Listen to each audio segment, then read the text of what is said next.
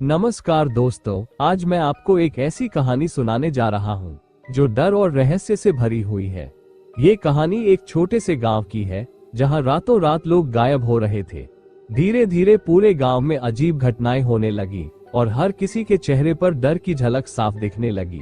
कोई नहीं जानता था कि आखिर ये गायब होने वाली घटनाएं क्यों हो रही है और न ही किसी को समझ आ रहा था कि इसके पीछे असल में क्या सच है। क्या ये सिर्फ एक संयोग था या फिर इसके पीछे कोई डरावनी ताकत छिपी हुई थी? आज हम इस रहस्य का पर्दाफाश करेंगे। तो चलिए दोस्तों, कहानी शुरू करते हैं। मधुबन, एक गांव जो समय की धूल में दबा हुआ था। चारों ओर से ऊंचे पहाड़ और घने जंगलों ने इसे इस तरह ढक रखा था कि बाहर की दुनिया की रोशनी भी मुश्किल से यहाँ तक पहुँच पाती। सूरज कभी कभी दिन में भी धुंध के पीछे छिपा रहता और रातों में तो अंधेरा स्याही की तरह फैल जाता था। यहाँ के लोग अपने नियमों में बंधे हुए थे, परंपराओं से जकड़े हुए। वे बाहरी दुनिया से बहुत कम संपर्क रखते क्योंकि उन्हें विश्वास था कि उनका गांव दूसरों से अलग है। गांव के बीचों बीच एक पुराना पीपल का पेड़ था जिसकी शाखाएं इतनी फैली थी कि दिन में भी उसके नीचे घना अंधेरा रहता। लोग कहते थे कि यह पेड़ गांव की सबसे पुरानी चीजों में से एक है, शायद गांव से भी पुराना। सब कुछ हमेशा की तरह चल रहा था जब अचानक एक दिन सत्यनारायण काका गायब हो गए। सत्यनारायण काका गांव के सबसे बुजुर्ग और अनुभवी व्यक्ति थे। उम्र करीब 80 साल होगी, लेकिन उनकी आवाज अब भी मजबूत थी। वे सबकी परेशानियों का हल जानते थे। किसके खेत में कौन सी फसल ठीक होगी, किसका बच्चा बीमार पड़ने वाला है, यहाँ तक कि वे ये भी बता सकते थे कि किसी ने झूठ बोला है या सच। गांव के लोग उनका बहुत सम्मान करते थे। लेकिन 3 दिन पहले वे बिना कुछ कहे गायब हो गए। कोई भी नहीं जानता था कि वे आखिरी बार कहाँ गए थे। उनका घर खुला पड़ा था, चूल्हे पर आधी जली लकड़ी अब भी पड़ी थी और दरवाजे की चौखट पर उनकी चप्पलें रखी थी, जैसे वे बस बाहर गए हो और अभी लौटने वाले हो। लेकिन 3 दिन बीत गए और वे वापस नहीं आए। गांव के लोग घबरा गए। ये पहली बार नहीं था कि कोई व्यक्ति गायब हुआ हो। बीते 6 महीनों में गांव से 5 लोग इसी तरह लापता हो चुके थे। पहले लोगों ने इसे संयोग माना, सोचा कि शायद वे जंगल में खो गए होंगे या किसी जंगली जानवर ने उन्हें मार दिया होगा। लेकिन अब ये सिर्फ संयोग नहीं लग रहा था। तीसरे दिन की सुबह जब गांव धीरे धीरे जाग रहा था, तभी मंदिर के पास एक हलचल मची। सत्यनारायण काका वापस आ गए थे। लोग दौड़कर वहां पहुंचे। काका ठीक उसी जगह खड़े थे जहां वे हर सुबह पूजा करने आते थे। उनकी वही धोती, वही कुर्ता और वही शांत चेहरा। लेकिन कुछ तो अजीब था। फिर जब उन्होंने सिर उठाया तो पूरे गांव की सांसें थम गईं। उनकी आंखें नहीं थीं, उनकी जगह 2 काले गड्ढे थे, गहरे, अंतहीन, जैसे कोई किसी अंधेरी खाई में झांक रहा हो। वहां कोई पुतलियां नहीं थी, कोई सफेदी नहीं, बस 2 खाली जगहें जहां कभी उनकी आंखें हुआ करती थी। लेकिन जो सबसे ज्यादा डराने वाली बात थी वो ये थी कि सत्यनारायण काका को इस बात का जरा भी एहसास नहीं था। वे वैसे ही खड़े थे जैसे कुछ हुआ ही ना हो। उन्होंने गांव वालों को उसी तरह पुकारा जैसे पहले पुकारते थे। बेटा, सब ठीक तो है? उनकी आवाज में वही नरमी थी, वही अपनापन। उन्होंने अपने घर जाने के लिए रास्ता भी वैसे ही खोज लिया जैसे उन्हें सब दिख रहा हो। वे किसी से टकराए नहीं, किसी चीज से लड़खड़ाए नहीं। उन्हें मालूम था कि उनका घर किधर है, जैसे उनकी आंखें अब भी काम कर रही हो। गांव के लोगों ने उनसे पूछा, काका, आपको क्या हुआ? आपकी आंखें कहाँ हैं? वे चौंके, हाथ बढ़ाकर अपनी आंखों को छूने की कोशिश की, लेकिन फिर हंसकर बोले, बेवकूफी मत करो, मेरी आंखें तो ठीक है। उनका जवाब सुनकर लोगों की रीढ़ में सिहरन दौड़ गई। वे नहीं मान रहे थे कि उनकी आंखें जा चुकी है। कुछ औरतों ने जोर जोर से रोना शुरू कर दिया। बच्चों को घरों में बंद कर दिया गया। बूढ़े लोग एक दूसरे को देखने लगे जैसे वे इस डरावने दृश्य के पीछे का सच जानते हो। लेकिन कोई कुछ नहीं बोला। सत्यनारायण काका अपने घर चले गए जैसे कुछ हुआ ही ना हो। गांव में पूरे दिन किसी ने कोई काम नहीं किया। लोग सिर्फ यही सोच रहे थे, अगर ये सब सत्यनारायण काका के साथ हुआ है तो अगला कौन होगा? गांव का माहौल हमेशा शांत रहता था, लेकिन उस दिन एक अजीब सी घुटन हवा में घुली हुई थी। लोग सत्यनारायण काका के लौटने के बाद भी उनके पास जाने की हिम्मत नहीं जुटा पा रहे थे। वे अपने अपने घरों में छुपकर बैठे थे, कानों में किसी अनहोनी की आहट लिए। रात गहराने लगी। गांव की गलियां सुनसान हो गईं। पीपल के पेड़ की शाखाएं अंधेरे में धीरे धीरे हिल रही थी, जैसे कोई अदृश्य शक्ति उन्हें छू रही हो। हवाओं में अजीब सी हलचल थी, जो मंदिर के घंटे की हल्की हल्की आवाज के साथ मिलकर किसी रहस्यमयी गीत जैसी लग रही थी। लेकिन फिर भी कुछ लोग ऐसे थे जो इस रहस्य के जवाब ढूंढना चाहते थे। दूसरे दिन सुबह गांव के कुछ बुजुर्ग और कुछ युवक काका के घर पहुंचे। वे देखना चाहते थे कि उनकी हालत कैसी है और क्या उन्हें अपनी आंखों के बारे में कुछ याद है। काका अपने आंगन में बैठे थे, जैसे वे रोज बैठते थे। उनके सामने लकड़ी की छोटी सी चौकी थी, जिस पर तुलसी की मटकी रखी थी। उनके हाथ में पूजा की माला थी और होठों पर वही पुरानी श्लोकों की फुसफुसाहट। लेकिन उनके चेहरे को देखकर लोगों की रूह कांप गई। काका के चेहरे पर कोई भी शिकन नहीं थी। वे ऐसे बैठे थे जैसे सब कुछ सामान्य हो। उनके गहरे काले गड्ढे, जहां कभी आंखें हुआ करती थी, अब और भी डरावने लग रहे थे। ऐसा लगता था जैसे वे किसी अंधेरी सुरंग में बदल गए हों, जिनमें झांकने पर कोई गहरा रहस्य दिख सकता था। गांव के मुखिया रामशरण तिवारी ने हिम्मत जुटाकर पूछा, काका, क्या आपको सच में कुछ भी याद नहीं कि आप कहां चले गए थे? काका ने कुछ देर तक सोचा, फिर उनकी उंगलियां माला पर थम गईं। वे बोले, मैं कहां गया था? अरे, मैं तो यही था। गांव वाले एक दूसरे को देखने लगे। ये कैसे हो सकता था? रामशरण तिवारी ने और गहराई से पूछना चाहा, लेकिन काका, आप 3 दिन तक गांव में नहीं थे। हम सबने आपको ढूंढा था। काका ने जोर से हंस दिया। अरे पगलो, मैं तो अपने घर में ही था। हाँ, लगता है मैं जरा सो गया था। उम्र हो गई है ना। ये सुनकर गांव वालों की बेचैनी और बढ़ गई। काका को 3 दिन तक गायब रहने की कोई याद ही नहीं थी। उनके लिए तो सब कुछ वैसा ही था जैसा हमेशा होता था। पर यह कैसे हो सकता था? धीरे धीरे ये खबर पूरे गांव में फैल गई कि काका को कुछ भी याद नहीं है।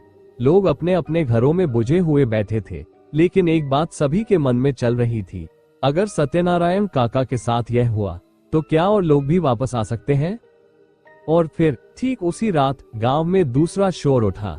गांव के बीचों बीच गंगाराम मोची की छोटी सी झोपड़ी थी। वे गांव के सबसे पुराने मोची थे और उनकी सिलाई इतनी मजबूत होती थी कि एक बार सिल दिया जूता कई सालों तक नहीं टूटता था।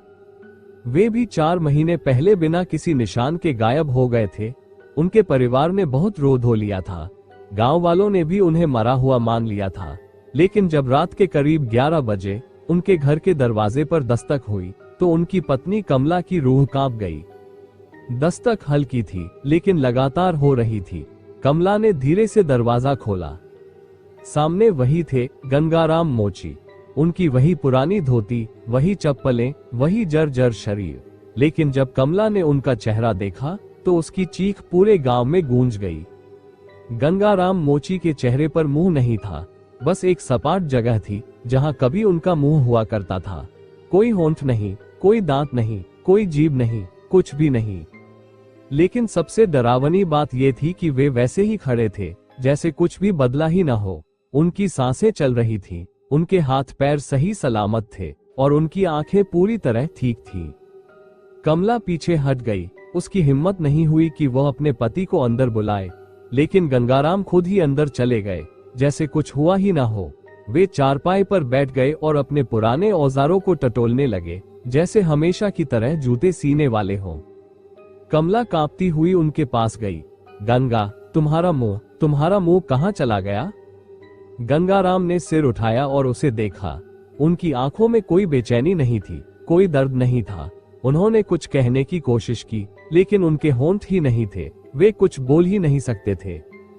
कमला चीख पड़ी और बाहर भागी। गांव के लोग दौड़ते हुए आए और ये दृश्य देखकर सबकी आत्मा कांप गई। गांव में अब ये तय हो चुका था, गायब हुए लोग लौट रहे थे, लेकिन अधूरे होकर। गंगाराम मोची के लौटने की खबर आग की तरह पूरे गांव में फैल गई थी। अब ये साफ हो चुका था कि गायब हुए लोग लौट तो रहे थे, लेकिन उनके शरीर का कोई न कोई हिस्सा गायब था। गांव में एक अजीब सी दहशत फैल गई थी। कोई भी रात में घर से बाहर निकलने की हिम्मत नहीं कर रहा था। बच्चों को सख्त हिदायत दे दी गई थी कि वे अकेले कहीं न जाएं। यहाँ तक कि दिन में भी लोग टोलियों में रहने लगे थे, जैसे किसी अनदेखे खतरे ने उनकी दुनिया को जकड़ लिया हो। लेकिन हर डर के बीच कुछ ऐसे लोग भी होते हैं जो रहस्यों के जवाब तलाशने की हिम्मत रखते हैं। इन्हीं डर के साए के बीच गांव में एक शख्स लौटा, इंद्रनाथ पांडे। इंद्रनाथ कोई साधारण व्यक्ति नहीं था। वो वर्षों पहले गांव छोड़कर शहर चला गया था। उसके बारे में कहा जाता था कि उसने पढ़ाई लिखाई में गांव के किसी भी आदमी से ज्यादा दिमाग लगाया था। उसके दादा भीम पांडे कभी गांव के सबसे ज्ञानी व्यक्तियों में से एक थे। वे पुरानी किताबों और पांडुलिपियों के जानकार थे। जब गांव में लोगों के गायब होने की खबरें इंद्रनाथ तक पहुंची, तो वह वापस आ गया। वो गांव के पुराने भैरव मंदिर के पास बने अपने पुश्तैनी घर में रहने लगा। भैरव मंदिर गांव के सबसे रहस्यमयी स्थानों में से एक था। यह मंदिर गांव से थोड़ी ऊंचाई पर एक सुनसान पहाड़ी के ऊपर बना हुआ था। कहा जाता था कि यह मंदिर सैकड़ों साल पुराना है और यहाँ कभी तांत्रिक सिद्धियां की जाती थी। शाम होते ही लोग इस मंदिर की तरफ देखने से भी कतराते थे। इंद्रनाथ के लौटने से गांव में कुछ हलचल हुई। कुछ लोग खुश थे कि कोई पढ़ा लिखा व्यक्ति इस रहस्य को सुलझाने में मदद करेगा, तो कुछ को डर था कि वह गांव की पुरानी परंपराओं से छेड़छाड़ कर देगा। इंद्रनाथ के लौटने के दूसरे ही दिन एक और अजीब घटना घटी। गांव में एक पुरानी जर्जर कोठरी थी जिसे रामगोपाल की कोठरी कहा जाता था। ये कोठरी कई दशकों से बंद थी। इसके बारे में कई कहानियां प्रचलित थी। कुछ कहते थे कि इसमें गांव के किसी पुराने पंडित की आत्मा रहती है, तो कुछ इसे श्रापित मानते थे। लेकिन जो भी सच था, किसी ने सालों से इस कोठरी में झांकने की हिम्मत नहीं की थी। लेकिन उस दिन रात के करीब 2 बजे कोठरी के अंदर से किसी के चलने की आवाज आई। गांव का एक चौकीदार रघु मंदिर के पास से लौट रहा था जब उसने किसी के चलने की आवाज सुनी। यह आवाज ऐसी थी जैसे कोई अंदर जमीन पर पैर घसीटकर चल रहा हो। रघु का शरीर ठंडा पड़ गया। उसकी आंखों में डर साफ झलक रहा था, लेकिन फिर भी उसने हिम्मत करके कोठरी के दरवाजे के पास कान लगा दिए। अंदर से हल्की हल्की फुसफुसाहट सुनाई दे रही थी। क कौन है वहां? रघु ने कांपती आवाज में पूछा। कोई जवाब नहीं आया। लेकिन तभी अचानक दरवाजे पर एक जोरदार धमाका हुआ। रघु बदहवास होकर पीछे हटा और गिरते गिरते बचा। कोठरी का दरवाजा जरा सा हिल चुका था, लेकिन अब भी बंद था। रघु बिना कुछ सोचे समझे गांव की ओर भागा। उसके पीछे कोठरी की दीवारों से आती धीमी सरसराहट अब भी जारी थी। सुबह होते ही यह खबर पूरे गांव में फैल गई। रामगोपाल की कोठरी, जो दशकों से बंद थी, उसमें किसी के होने का आभास हुआ था। गांव वाले इंद्रनाथ पांडे के पास पहुंचे। इंद्र, तुम पढ़े लिखे आदमी हो, तुम्हें कुछ करना होगा। इंद्रनाथ ने ध्यान से सबकी बातें सुनी और फिर कुछ सोचकर जवाब दिया। हमें पहले ये समझना होगा कि कोठरी में क्या है, और सबसे जरूरी बात, क्या ये सब उन लोगों के लौटने से जुड़ा हुआ है जिनके चेहरे अधूरे हो चुके हैं? गांव के बुजुर्गों में से एक, नारायण बाबा, ने गहरी सांस ली और कहा, तुम ये सवाल पूछ रहे हो, लेकिन शायद इसका जवाब तुम्हारे ही परिवार में है। इंद्र, तुम्हारे दादा भीम पांडे इस कोठरी के बारे में बहुत कुछ जानते थे। इंद्रनाथ चौंक उठा। क्या? नारायण बाबा ने धीरे धीरे अपनी गर्दन घुमाई और गांव के पुराने पीपल के पेड़ की ओर इशारा किया। अगर तुम्हें जवाब चाहिए तो तुम्हें पीपल के नीचे दबी किताब ढूंढनी होगी। गांव का माहौल अब पूरी तरह बदल चुका था। हर कोई जान चुका था कि जो लोग गायब हुए थे वे लौट रहे थे, लेकिन अधूरे होकर। सत्यनारायण काका अपनी आंखें खो चुके थे। गंगाराम मोची का मुंह गायब हो चुका था और अब रामगोपाल की बंद कोठरी में किसी के होने की आहट मिलने लगी थी। लेकिन इन सबके बीच अब गांव का एक पढ़ा लिखा शख्स, इंद्रनाथ पांडे, इस रहस्य को सुलझाने के लिए आगे आया था। गांव के बुजुर्ग नारायण बाबा ने इंद्रनाथ को एक संकेत दिया था। गांव के पुराने पीपल के पेड़ के नीचे दबी एक किताब में इस रहस्य का जवाब छुपा हो सकता है। इंद्रनाथ जानता था कि अगर उसे ये गुत्थी सुलझानी है तो उसे उसी रात पीपल के नीचे जाना होगा। गांव का ये पीपल का पेड़ मंदिर के पास एक पुराने चबूतरे पर खड़ा था। ये पेड़ गांव का सबसे पुराना और सबसे डरावना स्थान माना जाता था। बुजुर्गों का कहना था कि इस पेड़ के नीचे सदियों पहले कोई तांत्रिक तपस्या किया करता था। कुछ लोगों का ये भी मानना था कि रात के समय वहां कई अजीब सी परछाइयां चलती फिरती दिखाई देती थी। इंद्रनाथ इस पेड़ की ओर बढ़ा। चारों ओर घना अंधेरा था। दूर कहीं से उल्लू की आवाज आ रही थी। हवा में अजीब सी ठंडक थी जो हड्डियों में हलचल पैदा कर रही थी। जैसे ही इंद्रनाथ पेड़ के पास पहुंचा, उसने देखा कि वहां पहले से ही कोई खड़ा था। यह एक दुबला पतला झुर्रीदार चेहरे वाला बूढ़ा व्यक्ति था। उसकी आंखें अंदर धसी हुई थीं और उसकी लंबी सफेद दाढ़ी हवा में हिल रही थी। इंद्रनाथ ने ध्यान से देखा, यह माधव बाबा थे, गांव के सबसे रहस्यमयी व्यक्ति। माधव बाबा के बारे में कहा जाता था कि वे कई सालों तक गांव से गायब थे और अचानक एक दिन लौट आए थे। कोई नहीं जानता था कि वे कहां थे और क्या कर रहे थे। कुछ लोग मानते थे कि उन्होंने किसी तांत्रिक विद्या में पारंगत हासिल कर ली थी। इंद्रनाथ ने हिम्मत करके पूछा, बाबा, आप यहाँ इस समय क्या कर रहे हैं? माधव बाबा ने एक गहरी सांस ली और पेड़ की जड़ों की ओर इशारा किया। इसी का इंतजार कर रहा था। इंद्रनाथ को अब पूरा यकीन हो चुका था कि इस जगह पर कुछ ना कुछ जरूर छुपा हुआ है। उसने झुककर मिट्टी खोदनी शुरू की। माधव बाबा चुपचाप खड़े होकर ये सब देख रहे थे। कुछ ही मिनटों में इंद्रनाथ के हाथों ने एक पुरानी धूल में लिपटी लकड़ी की पेटी को छू लिया। उसका दिल तेजी से धड़कने लगा। उसने जल्दी से उसे बाहर निकाला। पेटी बहुत पुरानी थी, शायद सैकड़ों साल पुरानी। उसने जैसे ही उसे खोला, अंदर एक मोटी किताब रखी हुई थी। किताब का नाम था अधूरे सौदे का शाप। इंद्रनाथ ने जैसे ही किताब को खोला, अचानक हवा में एक अजीब सी हलचल हुई। पेड़ की शाखाएं जोर से हिलने लगी और ऐसा लगा जैसे किसी ने कानों में फुसफुसाया हो। अब बहुत देर हो चुकी है। इंद्रनाथ ने चौंक कर चारों ओर देखा, लेकिन वहां सिर्फ माधव बाबा खड़े थे। उनकी आंखों में एक अजीब सा डर था। इंद्रनाथ ने उस किताब को जल्दी से पढ़ना शुरू किया। यह कोई साधारण किताब नहीं थी।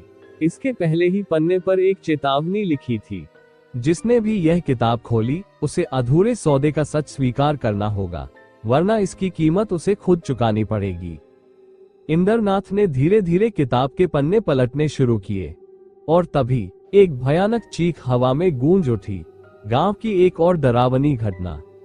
ये चीख गांव के दक्षिणी हिस्से से आई थी, जहां गांव का सबसे पुराना कुआं था, लाल कुआं।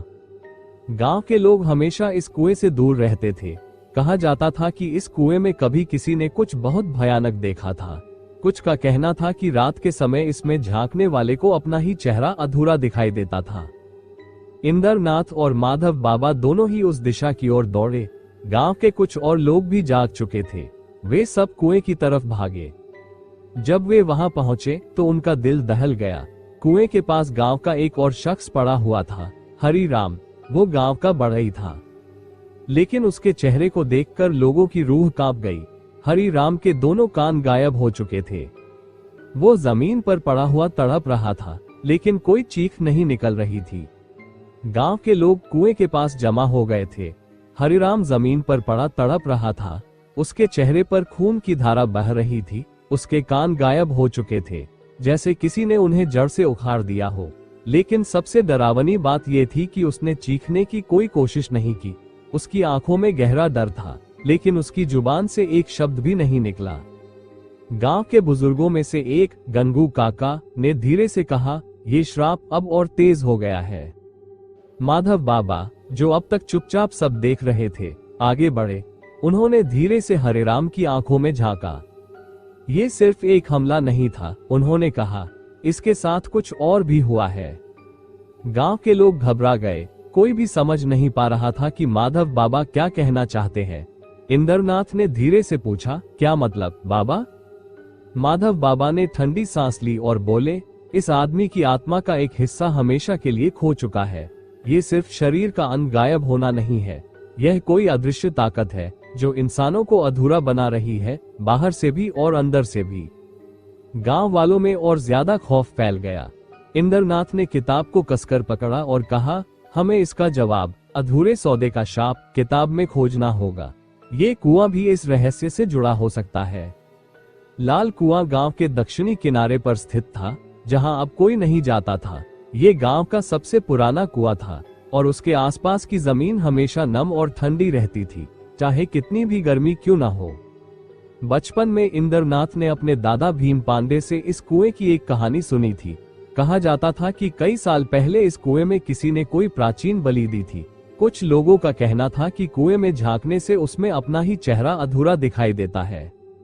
आज तक कोई इस बात की सच्चाई जान नहीं पाया था, क्योंकि कुएं की ओर जाने की हिम्मत किसी में नहीं थी।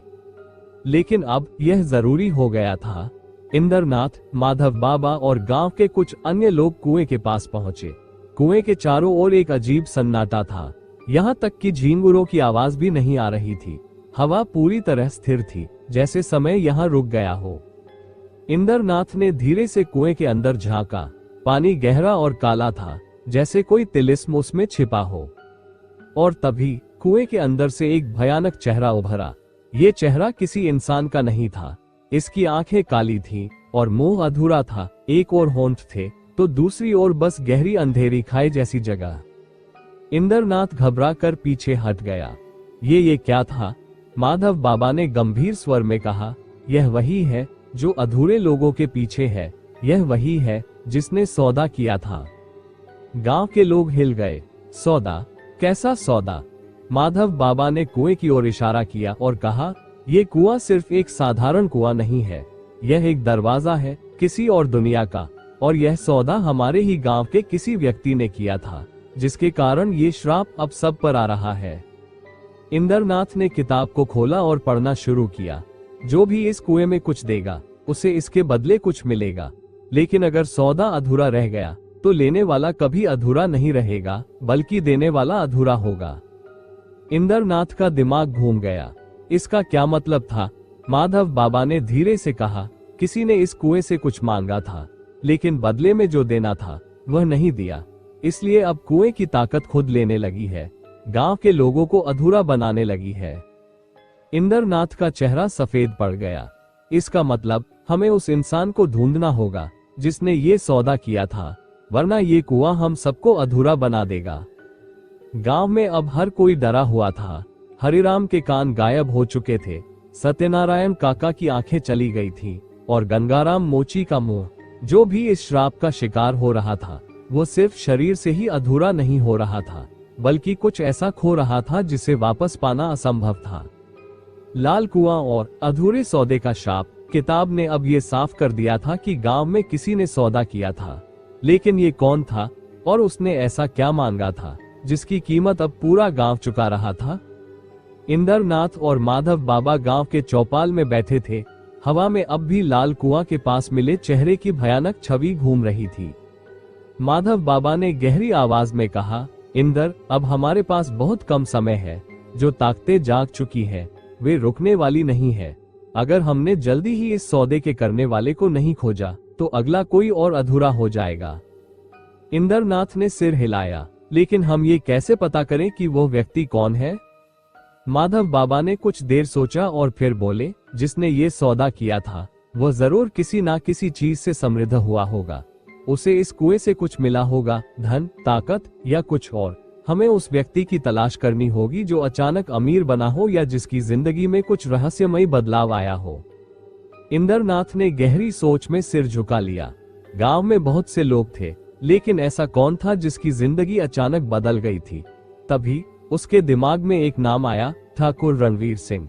ठाकुर साहब का परिवार पहले इतना समृद्ध नहीं था, लेकिन पिछले 10 सालों में उन्होंने खूब संपत्ति अर्जित की थी।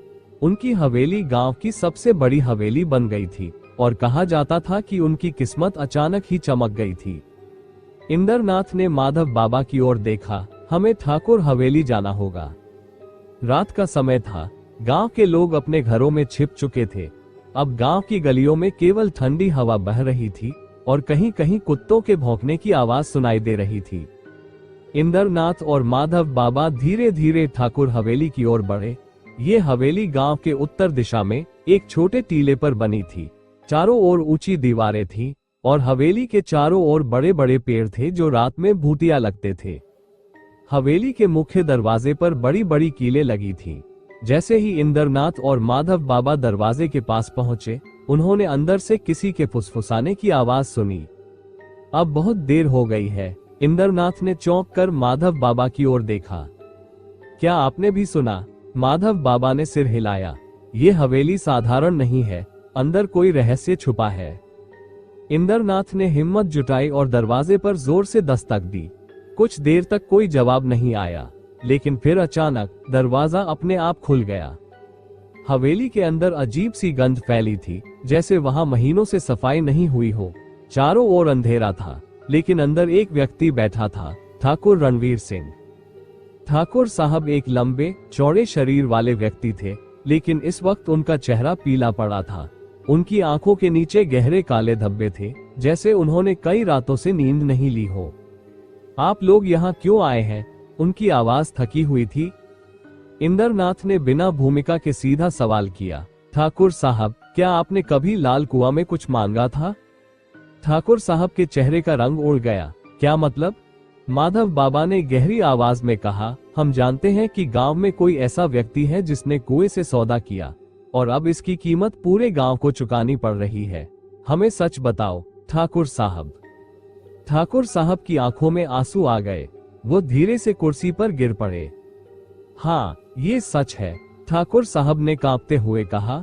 ये करीब 20 साल पहले की बात है। मेरा परिवार कर्ज में डूबा हुआ था। हम भूख से मर रहे थे। तभी किसी ने मुझे बताया कि लाल कुआं सिर्फ पानी का कुआं नहीं है। वहां कुछ भी मांगने से इच्छाएं पूरी होती है, लेकिन कीमत भी चुकानी पड़ती है। माधव बाबा ने गहरी सांस ली। तुमने क्या मांगा था? ठाकुर साहब ने कहा, मैंने धन मांगा था और कुएं ने मुझे दिया भी। अगले ही दिन मेरे खेतों से सोने के सिक्के निकले। मेरी किस्मत बदल गई, लेकिन मुझे बदले में कुछ देना था। इंद्रनाथ ने डरते हुए पूछा, फिर? ठाकुर साहब की आंखों में आंसू थे। मैंने देने से इनकार कर दिया। माधव बाबा का चेहरा कठोर हो गया। इसलिए ये श्राप अब पूरे गांव पर फैल गया है। तुमने सौदा अधूरा छोड़ दिया, इसलिए कुआं अब खुद अपना बदला ले रहा है। गांव के लोग अधूरे हो रहे हैं क्योंकि तुमने जो देना था वह नहीं दिया। ठाकुर साहब जमीन पर गिर पड़े। अब क्या होगा बाबा? क्या इस श्राप को रोका जा सकता है? माधव बाबा ने आंखें बंद की और कहा, अब सिर्फ एक ही तरीका बचा है। तुम्हें वो चीज देनी होगी जो तुमने देने से इनकार कर दिया था, वरना ये श्राप कभी खत्म नहीं होगा। ठाकुर साहब कांप उठे। लेकिन अब वो चीज मैं कैसे दूं? माधव बाबा ने गहरी आवाज में कहा, इसके लिए तुम्हें वापस कुएं में जाना होगा। ठाकुर रणवीर सिंह जमीन पर बैठा कांप रहा था। उसकी आंखों में भय और पछतावे का साया था। हवेली के अंदर जलता हुआ दिया भी धीरे धीरे टिमटिमाने लगा था, जैसे वह भी इस रहस्य को जानकर डर गया हो। बाबा, अब क्या होगा? उसकी आवाज टूटी हुई थी। माधव बाबा ने धीरे से कहा, अब तुम्हें उस चीज को कुएं को लौटाना होगा जिसे तुमने अपने पास रख लिया था। इंद्रनाथ ने गहरी आवाज में पूछा, ठाकुर साहब, आखिर आपने कुएं को देने का वादा क्या किया था? ठाकुर साहब की सांसें तेज हो गईं। उसके होंठ सूख गए। उसने कांपते हुए जवाब दिया, अपनी पहली संतान। हवेली में एक पल के लिए सब कुछ ठहर गया।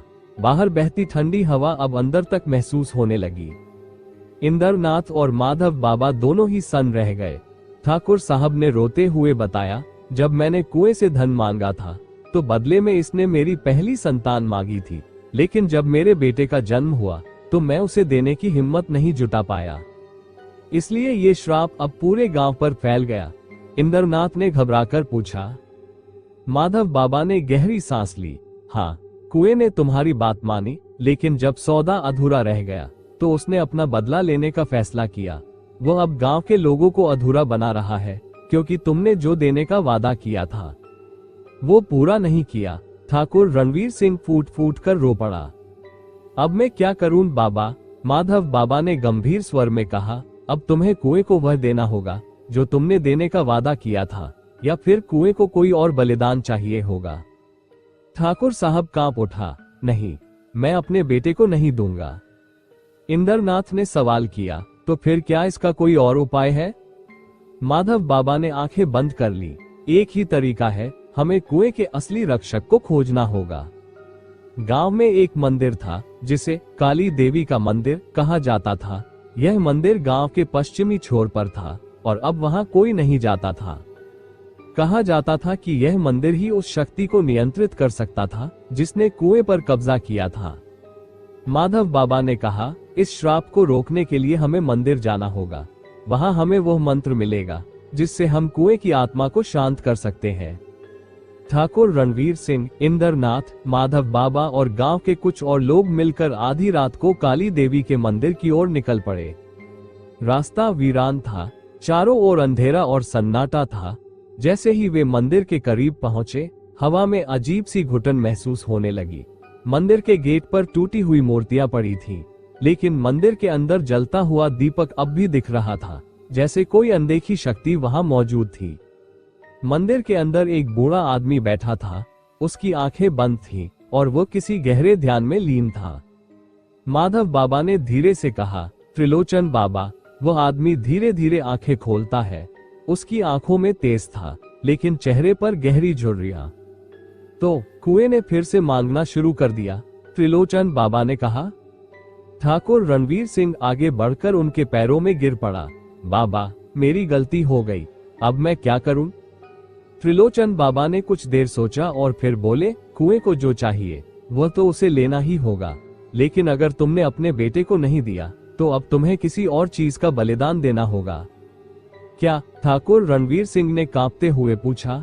त्रिलोचन बाबा ने गहरी आवाज में कहा, तुम्हारी आत्मा। त्रिलोचन बाबा के शब्द मंदिर के पत्थरों से टकराकर गूंज रहे थे। तुम्हारी आत्मा। ठाकुर रणवीर सिंह की आंखें फैल गईं। उसके होठों से कोई शब्द नहीं निकले। उसकी सांसें तेज हो गईं, जैसे किसी ने उसकी छाती पर भारी पत्थर रख दिया हो। माधव बाबा और इंद्रनाथ भी एक दूसरे की ओर देखने लगे। बाबा, क्या कोई और रास्ता नहीं है? ठाकुर साहब की आवाज कांप रही थी।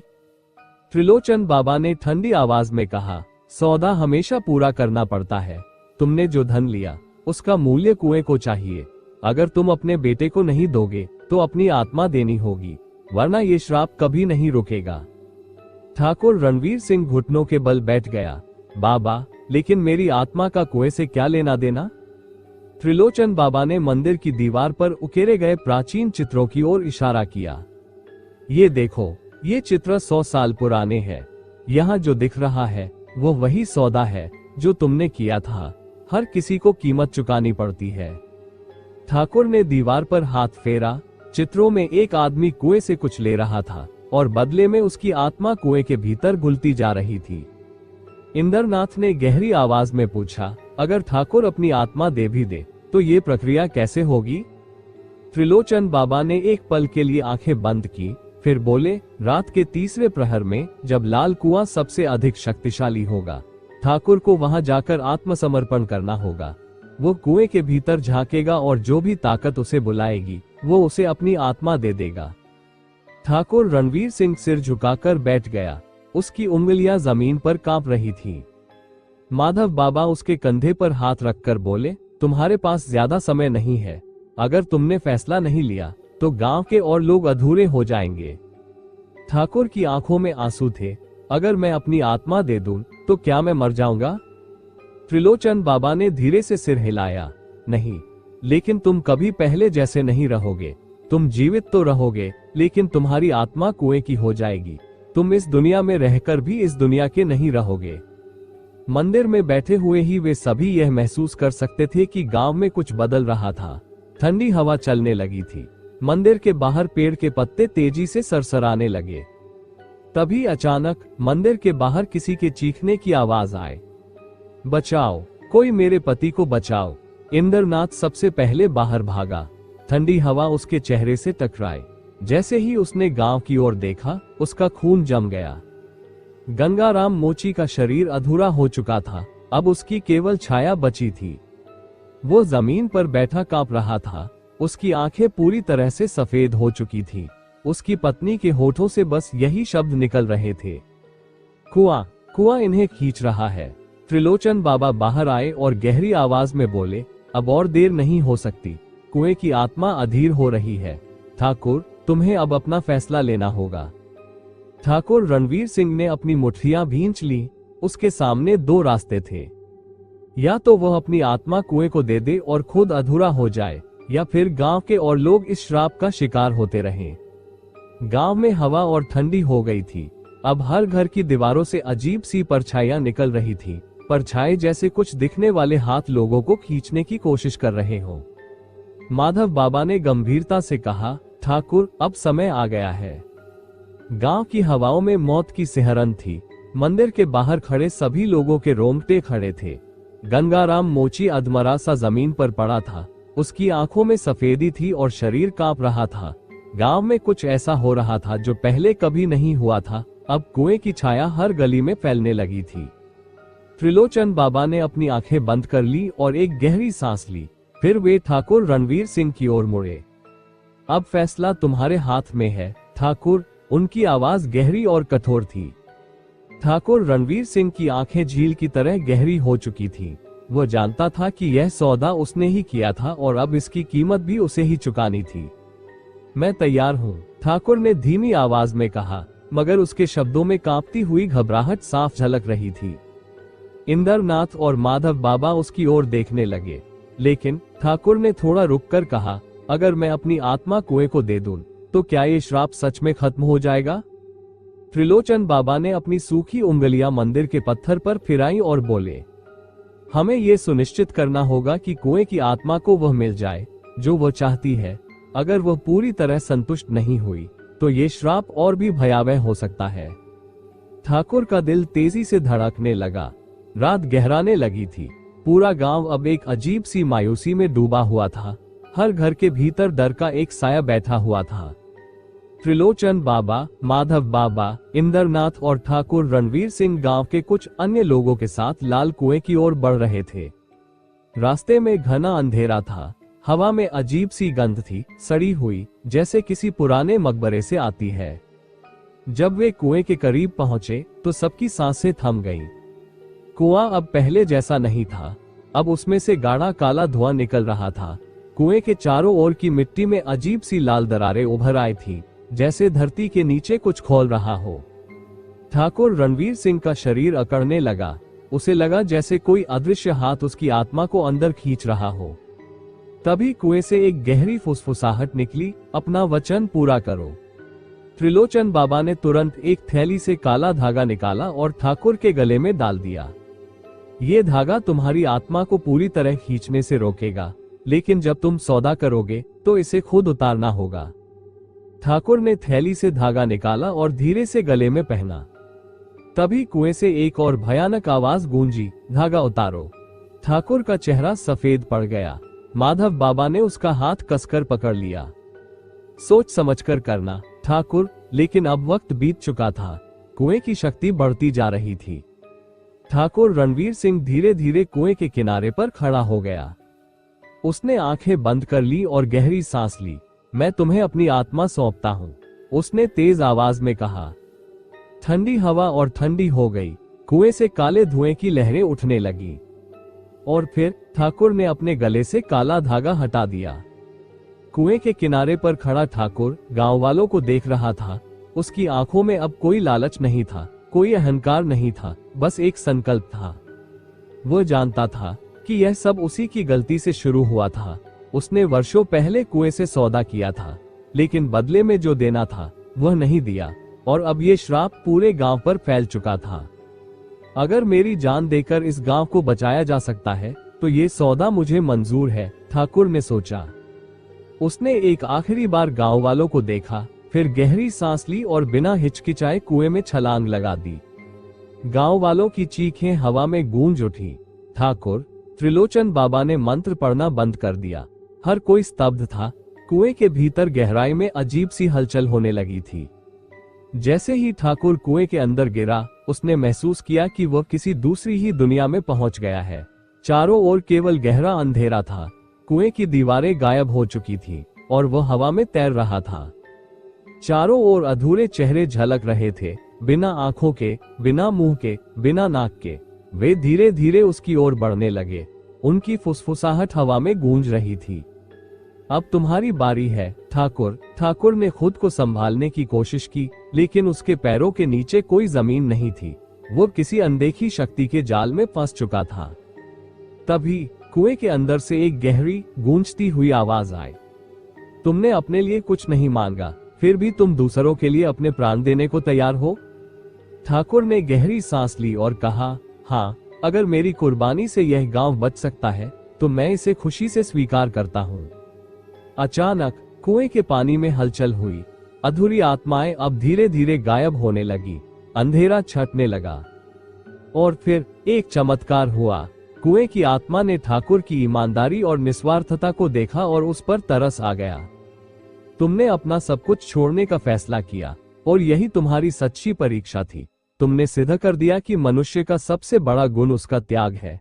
इसलिए मैं तुम्हें और तुम्हारे पूरे गांव को इस श्राप से मुक्त करता हूं। वहीं दूसरी तरफ कुएं के पास त्रिलोचन बाबा और बाकी गांव वाले एकजुट होकर मंत्रों का जाप कर रहे थे। उनका विश्वास अब पूरी तरह से शक्ति से भरा हुआ था।